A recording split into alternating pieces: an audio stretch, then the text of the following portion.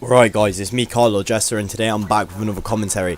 Today in the background I've got a Peacekeeper nuclear fail gameplay which sadly happened because my teammates played the objective too hard and we did have time left and we still had a blatant lead, but I ended up rushing around and I sort of panicked and ended up getting picked off by a guy who was head glitching the tank on infection. So I think it was a 27 or 28 kill streak in the end, I'm not too sure, but I know I was extremely close and I was using the Peacekeeper without any attachments because I've got dark matter camo as I mentioned in my previous video, but I still need to be able to have that available for all my weapons, and because the Peacekeeper is quite a good weapon anyway, you know, I ended up going off and I pretty much enjoyed playing the game. So one thing I wanted to talk about today was the fact that the Blackjack specialist seems to be quite OP, and you can see that in this gameplay. I wasn't running the VSAT in this gameplay either, I was just running UAV, counter UAV and the House Storm, and I just seemed to do well, and I'm quite surprised really. Usually I'll depend on VSATs to help me with my streaks. It really does help when you're going for those higher streaks.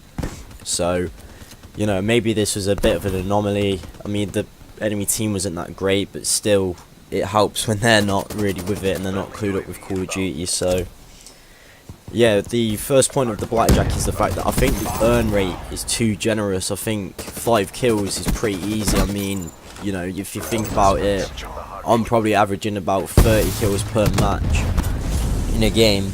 I can earn the Blackjack, you know, 6 times if I really wanted to, if I'm using overclock, and I think that's something that really does need adjusting and needs, you know, it really does need to be looked at. And I think because you can access every single specialist ability on the game just by playing as one character, and yes, I know it's for an hour per week, and I know if you stockpile the tokens, yeah, you can change things in your favour, but still, it's not right. It shouldn't be happening within the game. It should be, you know, the specialists I really don't resonate with. I really don't like them.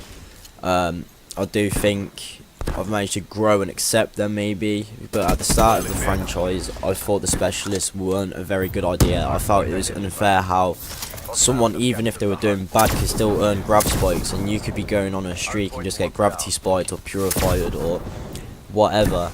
I mean, there's some abilities that are quite fair, there's some that add to the competitive side of COD, especially when you're playing game battles, stuff like the heat wave, which I do find to be extremely frustrating, but the active camo and things like that, they do lend to themselves to more of a competitive background and style of play. So, you know, there are pros and cons, and there are, you know, negatives and positives within the game, there always will be, but I think as this game's nearing its life cycle end now, I think a lot of people also might, you know, especially during Infinite Warfare's lifetime, might be a little less inclined to bash the game as much verbally and maybe, you know, disregard it. And I might be the same, but I do know full well that this game I didn't feel as strong as Black Ops 2. Black Ops 2 is probably my all-time favourite Call of Duty that I've ever played. The League play system in that was great.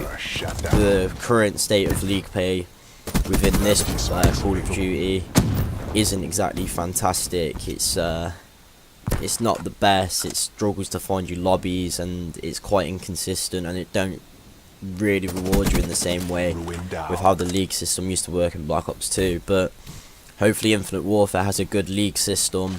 They have a more balanced approach and they make it a bit more interesting and spice it up a little bit, but not to the extent where it kind of starts alienating parts of the community. But I hope you enjoyed the gameplay anyway, guys. That's the end of the video. I hope you enjoyed it.